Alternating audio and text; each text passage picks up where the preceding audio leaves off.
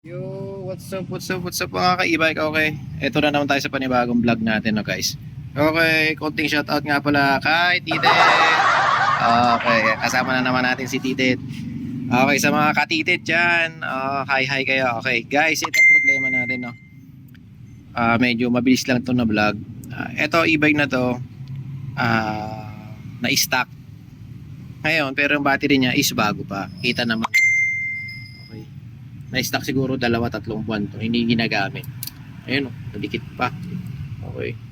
Nung tinignan natin, ayaw na kasi mag-charge. Sabi, bago pa battery. Okay, tinignan natin. Kinakain na. Guys, konting lang to, kunting tips lang to. Pag bumili kayo ng e-bike, mas maganda guys, ang nagagamit nyo madalas. Hindi yung i-stock nyo yung e-bike. Kasi akala ng iba, mas kapag ini-stock ang e-bike, mas lalong tumatagal. Mali po yung kasabihan na yun. No? Ang e-bike po medyo maselan. Ayun po, kapag bibili po kayo ng e-bike tapos i-stock nyo po ng 2-3 buwan, ganyan po. Pagkayayaan nyo na lang po ipagamit nyo sa mga pinsan nyo, kamag-anak nyo po, no? Kasi the more po, tulad po nito, sinasabi ko po, bago ang battery, okay, na-stock lang ng 3 months, iniwan nila, nakasaksak, nakaplug sa outlet pa rin ng e-bike. Ayun po, pagbalik po nila ganito, ayaw na mag-switch. Charge po natin, tinitingnan po natin sa ating charger, ayaw din po. Gumamit na tayo ng charger nila, charger ko ayaw pa rin kumana. Bakit nga po?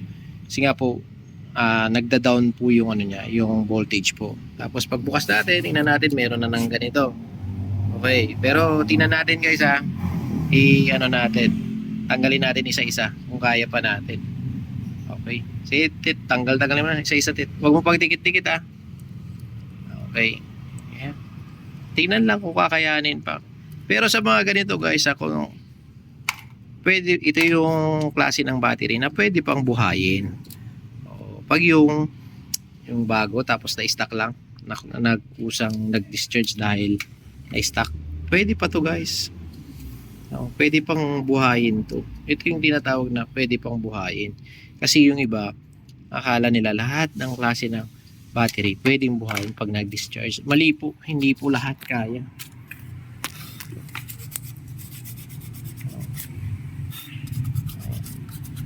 Try lang natin lihaan isa-isa.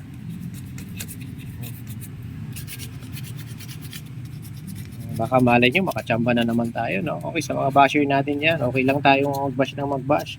Di bali, nanonood naman po kayo ng ating vlog. Yun po ang malaga, think positive. Okay.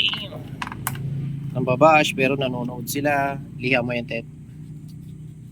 Ito. Yun. Ayan. Pinaliha ko muna kay Titit, hindi na kasi kaya.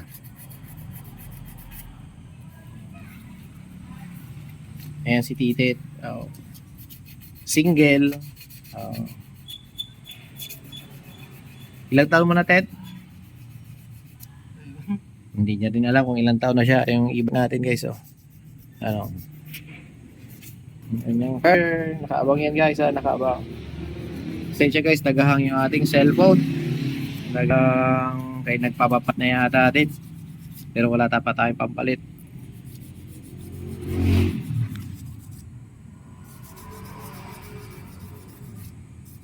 Tsaga lang to guys Testing, hindi to sure na gagana pero titestingin natin. Kung hindi gumana to guys, punta mo na sa Motolite.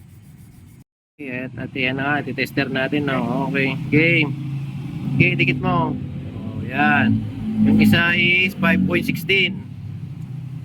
Okay, tapos yung isa 5.36, 34. Okay. Dito.